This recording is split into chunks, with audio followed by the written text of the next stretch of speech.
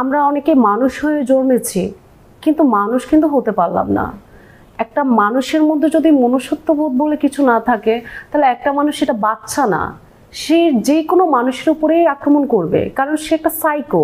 আর psycho যদি না হয় তাহলে এমন এমন একটা কাজ করে, তাও এই একটা বাচ্চার সাথে এরকম কাজ আসলে কিভাবে করতে পারে, এটা আসলে আমারই এটা লোমহর্ষক। আসলে এই জিনিসগুলো আসলে মেনে নেওয়ার মতো না। এটা আসলে একটা বাজে একটা মানে অবস্থা। এই দেশে এরকম যদি হতে থাকে তাহলে তো আমাদের দেশটা পুরো ধ্বংস দিকেই চলে যাবে।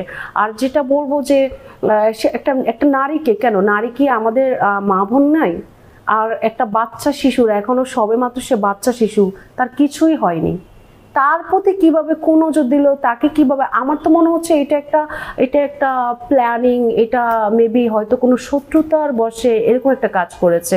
নাহলে এরকম ধুলাবাই এবং শ্বশুর মিলে করেছে, নিশ্চয় তাদের পারিবারিক কোনো ছিল, পারিবারিক কলহর জেরে আমি মনে করি যে তাদের সাথে সমঝোতা করবেন পারিবারিকের সাথে, কিন্তু একটা নারী হোক, বাচ্চা শিশু হোক, তাকে এইভাবে মানে আসলে ধর্ষণ করা, এটা আসলে অ্যাকসেপ্টেবল নয়। আর এটা ওই যে বললাম, এরা মানুষের মধ্যে পড়ে না, এরা অবভিয়াসলি এরা সাইকো, এদের মধ্যে মনুষ্যত্ববোধ বলে কিছুই নেই। এরকমের ধর্ষকদের আমি মনে করি ওই যে এই ধরনের যারা দর্শক আছে তাদের অবশ্যই আগের নিচেরটা কেটে দিতে হবে, তারপরে গলাটা মানে পুরো মাথাটা কেটে আলাদা করে দিতে হবে। প্রথমে ওইটা কেটে দিতে হবে, তারপরে হচ্ছে উপরেরটা কেটে ফেলে দিতে হবে, তাহলে এটার বিচার এটাই হবে আমার মতে। যেই ছেলেটা হচ্ছে এখন তাকে থ্রেট দিচ্ছে, এটা হচ্ছে আমাদের না বাংলাদেশের আইন মানে রেগুলেশনের প্রবলেম, আইন কানুনের প্রবলেম। আমাদের দেশের আইন যদি আজকে শক্ত থাকতো বা আইন যদি আজকে সঠিক থাকতো, তাহলে এই মানে একটা একটা কি বলবো ফাজিল একটা ব্লাডি সান আবার জামিন পায়, আবার থ্রেট দেয়। এই যে শুধু এটা না, বিভিন্ন হচ্ছে মার্ডার কেসের মামলার আসামি হতে শুরু করে তারা কিভাবে জামিন পায়, তাদের কেন জামিন করানো হয়, কি কারণে জামিন করানো হয় আমি বুঝি না। এবং তারা এরপরে খুন খারাপি করতেও দ্বিধাবোধ করে না। এটা হচ্ছে আমাদের মূলত দেশের আইন।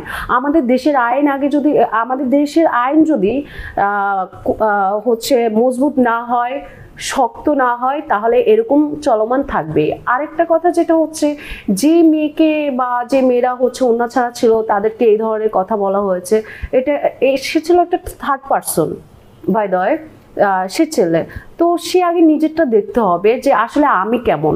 আর তার হচ্ছে তার নজরের সমস্যা, তার চোখের হেফাজত করতে হবে, তার চরিত্রের সমস্যা আছে, সে আগে নিজের দিকে তাকাতে হবে যে আমি কি। এবং আমি এও শুনছি যে সে সানি লিওনদেরকে ফলো করে, তারপরে মিয়া খলিফারে ফলো করে, তারপরে কত কি ফলো করে। তাহলে সেই মানুষ আবার তার বোনও নাকি আবার ওন্না ছাড়া ছবি আবার পোস্ট করেছে, ওরকম তার ফেসবুকে দেওয়া হয়েছে, সেটাও দেখলাম। তাহলে সে আগে নিজের ফ্যামিলি ঠিক না করে সে বাইরের ঠিক করতে আসে। ওই যে একটা কথা আছে না, অতি ভক্তি চোরের লক্ষণ। হ্যাঁ, আমাদের বাঙালি হচ্ছে এরকম হয়ে গেছে, আগে নিজের গন্ধ দেখবে না, অন্যের গন্ধ নিয়ে টান দিবে। ঠিক আছে, আগে নিজের গন্ধ দেখ ভাই, আর তোর গন্ধ আছে কিনা, নিজের গন্ধটাকে আগে পরিষ্কার কর, তারপরে হচ্ছে অন্যের গন্ধের পিছনে দৌড়াইস। এটা আমার আসলে থাকবে।